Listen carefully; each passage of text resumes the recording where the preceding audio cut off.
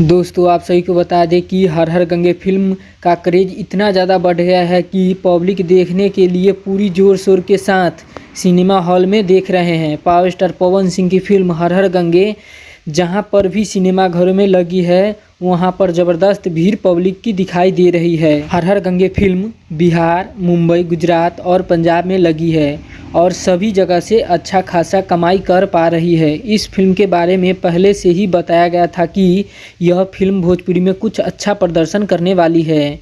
Public को भी यह फिल्म खूब पसंद आ रहा है, पब्लिक भी इस फिल्म को खूब प्यार दुलार दे रहे हैं। पावर स्टार पवन सिंह की फिल्म हर हर गंगे का क्रेज इतना ज़्यादा बढ़ गया कि सिनेमा घरों से गणपत फिल्म को हटाकर हर हर गंगे को लगाना पड़ा। हर हर गंगे फिल्म का पब्लिक में इतना ज़्यादा डिमांड हुआ कि गणपत फिल्म को हटाना पड़ा। आज के लिए इतना ही, मिलते हैं अगले अपडेट के साथ। अभी तक हमारे चैनल को सब्सक्राइब नहीं किए हैं तो जाके सब्सक्राइब और लाइक करें।